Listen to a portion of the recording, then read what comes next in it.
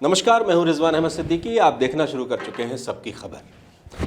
आज मध्य प्रदेश के मंत्री विजय शाह के लिए परीक्षा की घड़ी है और ये परीक्षा सुप्रीम कोर्ट ले रहा है उनसे।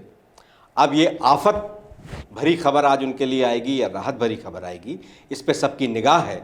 लेकिन जो मामला उनके ऊपर दर्ज हुआ है, उस मामले में आगे क्या होगा, किस तरह होगा, सुप्रीम कोर्ट किस तरह का फैसला ले सकता है, इस सब पर हम चर्चा करेंगे आपसे। हमारे साथ रविंद्र जैन साहब मौजूद हैं। रविंद्र भाई, आपका बहुत बहुत स्वागत है।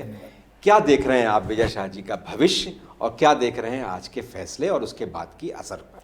बहुत बहुत धन्यवाद रिजवान भाई। सबसे पहले मैं आपकी एक बात को क्लियर कर दूं कि अब विजय शाह के लिए कोई परीक्षा की घड़ी नहीं है, अब परिणाम की घड़ी है। परीक्षा तो उनको जो कुछ करना था वो कर चुके हैं, अब तो रिजल्ट आना है सुप्रीम कोर्ट से।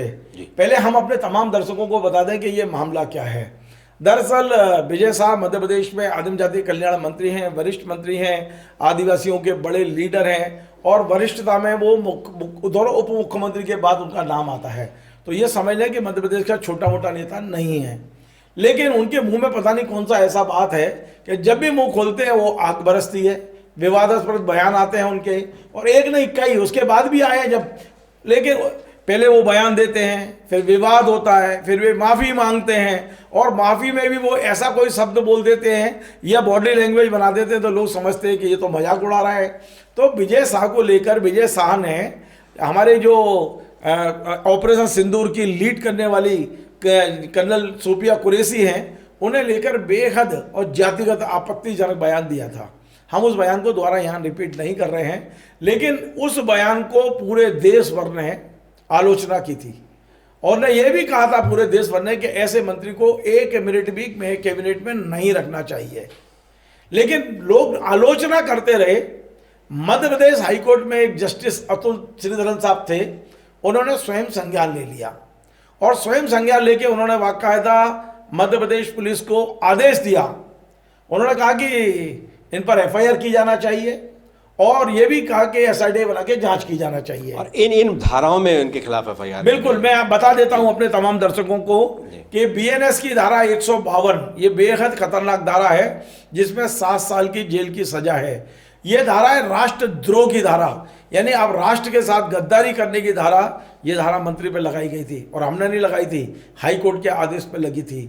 2 धाराएं और लगी थी बीएनएस की, 196 एक बी और 197 एक सी। ये दोनों धाराएं भी 2 समूहों में टकराव करना और आपस में लड़ाने के भाव विद्वेष फैलाना, समाज में विद्वेष, इनमें भी 3-3 साल की सजा है। आप सोचिए, 3 से 5, 3-3 साल की सजा, 3 से 5 होगी जी। तो ये धाराएं लगी थी। उसके बाद एसआईटी बनाई गई। एसआईटी को कहा गया कि आप जांच करिए इसमें, और वो जो एफआईआर थी उसकी पूरी जांच और कंटेंट पर 3 अधिकारी थे मध्य प्रदेश आईपीएस अधिकारी, आईजी स्तर के अधिकारी थे प्रमोद वर्मा जी और डीआईजी स्तर के अधिकारी थे कल्याण चक्रवर्ती जी और एसपी जो डिंडोरी में एसपी हैं वाहिनी सिंह। इन तीनों ने इसकी जांच की थी और हमारे सूत्र हमें कंफर्म बता रहे हैं कि जांच रिपोर्ट जो सुप्रीम कोर्ट को सौंपी गई है उसमें साफ कहा गया है कि एक धारा छोड़कर 2 धाराएं कंफर्म कर रहे हैं। यानी जो राष्ट्रद्रोह की धारा 152 उसे उन्होंने कंफर्म नहीं माना कि राष्ट्रद्रोह को हम, लेकिन हम 196 और 197 जो बीएनएस की धारा है उस पर कहा था कि ये अपराध बनता है। ये हमने नहीं कहा, सुप्रीम कोर्ट ने ऐसा, क्योंकि ये मामला बाद में सुप्रीम कोर्ट पहुंचा था और सुप्रीम कोर्ट ने जो एसआईटी बनाई है उस एसआईटी का नतीजा है, उसने खुद अपना डिसीजन दिया है कि 2 धाराओं में तो इन पे प्रोसिक्यूशन होना चाहिए।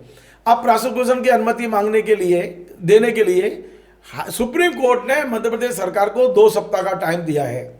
2 सप्ताह में अब तक हमारे पास जो सूचना है, अब तक मध्य प्रदेश सरकार इस पे कोई निर्णय नहीं कर पाई है। क्यों नहीं कर पाई? क्योंकि मध्य प्रदेश सरकार के मंत्री हैं। कोई आम आदमी होता तो 1 मिनट में कलम चल जाती, क्योंकि वे आदिवासियों के बड़े नेता हैं, क्योंकि ये निर्णय मध्य प्रदेश के बजाय दिल्ली में होगा। इस तरह की खबरें भी अखबारों में खूब छपी हैं पिछले दिनों।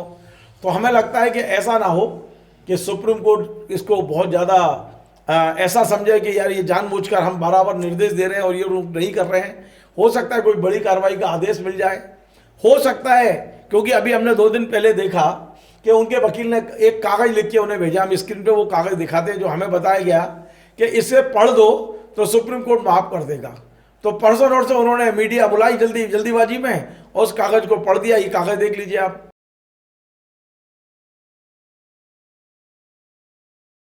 कागज तो हम दिखाई देते हैं, वो भी सुनवा देते हैं जो उन्होंने एक नया और चौथा माफीनामा जारी किया है। सुन लीजिए आप। नमस्कार। मैंने पहले भी कई बार कहा है, आज फिर दोहरा रहा हूँ। मेरा ऐसा कोई उद्देश्य भी नहीं था कि किसी महिला अधिकारी, भारतीय सेना या समाज किसी वर्ग का अपमान हो। निसंदेह मेरे शब्द मेरी भावना के अनुरूप नहीं थे। शब्द देशभक्ति के उत्साह, उत्तेजना और आवेश में निकले थे। गलती के पीछे की भावना को अवश्य देखा जाना चाहिए। आप सब जानते हैं मेरी कोई दुर्भावना भी नहीं थी।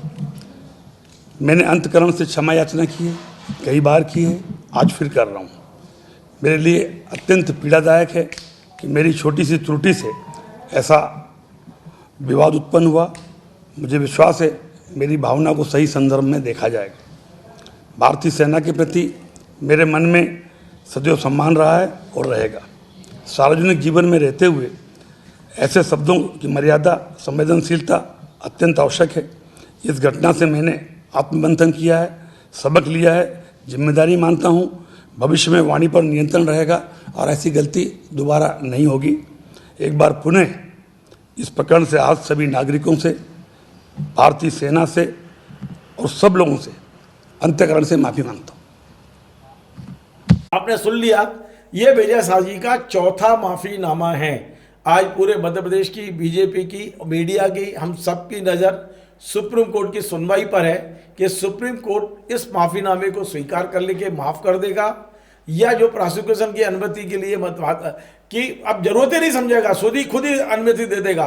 क्योंकि यदि मध्य प्रदेश सरकार अनुमति नहीं दे पा रही है तो ये डिसीजन सुप्रीम कोर्ट बड़े आसानी से ले सकता है, कह देगा कि चलिए हम परमिशन जारी करते हैं और प्रोसिक्यूशन शुरू हो। उसके बाद क्या होगा उस पर भी हम नजर रखेंगे। जी रिजवान भाई। बिल्कुल रविंद्र भाई, सुप्रीम कोर्ट के पाले में आप सारी गेंद है, इसलिए कि राज्य शासन ने इस पे अनिर्णय की स्थिति छोड़ दी है और सुप्रीम कोर्ट ने ये अपेक्षा की थी राज्य शासन से कि वो जो इस एसआईटी ने अनुमति चाही थी प्रोसिक्यूशन की, वो अनुमति दे दे। लेकिन अभी तक राज्य शासन निर्णय नहीं ले पाई है और जैसा कि आप कह रहे हैं, चर्चा यही है कि ये निर्णय हाईकमान लेगा और हाईकमान के पास इतना वक्त कहाँ होगा कि एक मध्य प्रदेश के बारे में ये अकेले निर्णय ले ले।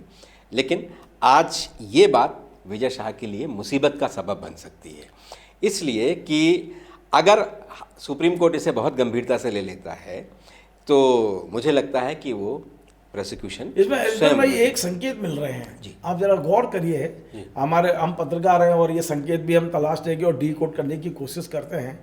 अचानक ये इनसे जो पढ़वाया गया और माफीनामा जारी किया गया है, कहीं ऐसा तो नहीं कि इस माफीनामे के बाद मध्य प्रदेश सरकार ने प्रोसिक्यूशन अनुमति ना देने का फैसला कर लिया हो, उस फैसले को छुपाया हो और आज सुप्रीम कोर्ट में वो जमा करते हैं उसको कि भाई देखिए ये आरोप लगाता है कि दो वर्गों में संघर्ष हो सकता है, कोई संघर्ष नहीं हुआ है। ये कह दें कि हमने तय किया है कि ये नहीं बनता है, क्योंकि ये तो मध्य प्रदेश के गृह विभाग को तय करना है कि ये प्रोसिक्यूशन अनुमति दी जाए ना दी जाए। हो सकता है कि आज मध्य प्रदेश के वकील, मध्य प्रदेश सरकार सुप्रीम कोर्ट में कह दे कि हमने तो प्रोसिक्यूशन की अनुमति ना देने का फैसला किया है, फिर क्या होगा? रविंद्र भाई, ये एक हम लोग अनुमान लगा सकते हैं, लेकिन ये जिस एक्सट्रीम तक जाकर हम इसका अनुमान लगा रहे हैं ये संभव नहीं है।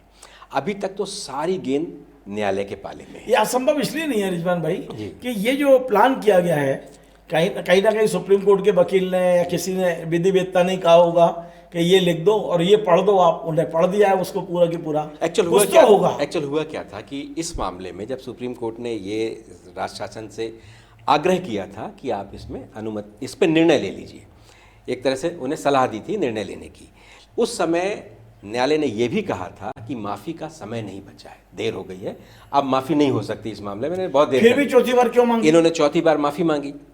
इस पूरी चीज़ों को देखिए कि विजय शाह लगातार खुद न्यायालय गए, खुद माफ़ी मांग रहे हैं, खुद सब कुछ कर रहे हैं। राज्य सरकार ने नहीं किया। अगर राज्य सरकार इस तरह के मूड में होती तो राज्य सरकार जस्टिस श्रीधरन के ने जो निर्णय लिया था उसको मामला दर्ज नहीं करती और सुप्रीम कोर्ट का सहारा ले सकती थी, डीबी का सहारा ले सकती थी, राज्य सरकार सहारा ले सकती थी। इस मामले में राज्य सरकार मदद भी करना चाहती है, लेकिन ये इल्ज़ाम भी अपने हाथ ऊपर भी- नहीं, हाथ भी जलाना नहीं हाथ नहीं चाहती। जलाना चाहती। इसलिए मुझे लगता है कि राज्य सरकार इस तरह का अप्रिय निर्णय नहीं लेगी, वरना इसका नुकसान तो लंबे समय तक होगा और बैकफुट में आना पड़ेगा। बहुत ढेर सारी चीज़ों के जवाब नहीं दिए जा सकते। रविंद्र भाई, एक और बात है, अगर आपको क्या लगता है कि मान लीजिए कि आज राज्य सरकार ने अनुमति नहीं दी, फिर न्यायालय ने भी अभी इस पे फैसला कर लिया कि चलिए मुकदमा चलाएं, फिर क्या होगा विजय शाह का? किस तरह से होगा? मंत्री हैं वो, मंत्री रहते, या राज्य सरकार नहीं देती अनुमति तो आगे की क्या स्थिति होगी? बहुत अच्छा सवाल है आपका रिजवान भाई। हमने अब राजनीति में नैतिकता की चिड़िया तो उड़ चुकी है जी, बिल्कुल। अब कोई नैतिकता नहीं है जी, और खासतौर से देखा है, बीजेपी में इस्तीफा नहीं हुआ। हमने अब वो युग देख लिया है जब मुख्यमंत्री शराब घोटाले में फंस के और जेल में रहता है। तिहाड़ जेल से सरकार चला सकते हैं। तो विजय शाह भी, इसमें तो गिरफ्तारी का प्रावधान नहीं है, 3 साल से कम की सजा का है, तो थाने जाएंगे, जमानत कराएंगे, वो चलता रहेगा केस और विजय शाह मंत्री बने रहेंगे। और हो सकता है कि अभी केस मंत्री हैं तो केस भी न चले, हो सकता है जब बाद में मंत्री न रहे तब केस चलना शुरू हो। ऐसे भी केस चलाने वाले, सजा देने, सब तो आपके हैं, आप करना क्या है, हर चीज आपकी है। चलिए, हम सबकी निगाह है कि किस तरह से फैसला करता है। आज सोमवार है, सुप्रीम कोर्ट में इसकी सुनवाई है। अब तारीख मिलती है, राहत मिलती है, आफत मिलती है। वैसे राहत तो बहुत बड़ी विजय शाह को मिल ही चुकी है। एसआईटी ने उनको जो राजद्रोह जो एक मामला था वो उस हटा दिया मामले है। में तो अभी एसआईटी ने नहीं माना है कि वो सिद्ध अभी होता है। FIR से नहीं हटाए, लेकिन उनकी हाँ, रिपोर्ट से माना हटाए। नहीं है, उन्होंने माना नहीं है। लेकिन सबसे बड़ी बात यह है कि एक जस्टिस अतुल श्रीधरन जैसे जस्टिस ने इस चीज को माना था। उनका तबादला कर उन्होंने दिया। स्पष्ट निर्देश भी उनका दिए। तबादला हो गया, समझ लेना चाहिए कि सुप्रीम कोर्ट भी क्या करेगा। उन्हें स्पष्ट निर्देश भी दिए थे। तो अब देखते हैं सुप्रीम कोर्ट किस तरह से इस पर निर्णय लेता है। लेकिन विजय शाह मुसीबत में है, नज़रें भी चुरा रहे हैं। भले उन्होंने आके सामने कैमरे के सामने कुछ बात कही है, लेकिन नज़रें चुरा रहे हैं। और बीजेपी कार्यालय में वो जिस तरह से मीडिया से छुपकर आगे बढ़े थे, तो जाहिर है ये परेशानियां आने वाले वक्त में भी इस तरह से उनको उसका सामना करना पड़ेगा। और पूरी सरकार को भी हो सकता है आगे इस तरह की चीज़ों का जवाब देना पड़े। जवाबदेही तो बनती है, लेकिन अब देखते हैं आगे आने वाले वक्त में क्या होता है। अगर आपको हमारे ये कार्यक्रम पसंद आए तो इसे लाइक कीजिए, शेयर कीजिए, कमेंट कीजिए और हमारे चैनल को सब्सक्राइब अवश्य कीजिए। धन्यवाद। Join the next be the best, Bundelkhand का सबसे विशाल और आधुनिक विश्वविद्यालय ज्ञानवीर यूनिवर्सिटी। ये सिर्फ एक यूनिवर्सिटी नहीं, ये है आपके सपनों का लॉन्च पैड। यहाँ मिले आपको smart classrooms, modern campus, updated labs और एक्सपीरियंस्ड फैकल्टी। हर स्टूडेंट को मिलता है कॉन्फिडेंस, ग्रोथ और एक ब्राइट करियर का प्रॉमिस। नए सेशन के लिए एडमिशन ओपन है, तो इंतजार कैसा? आज ही कांटेक्ट कीजिए।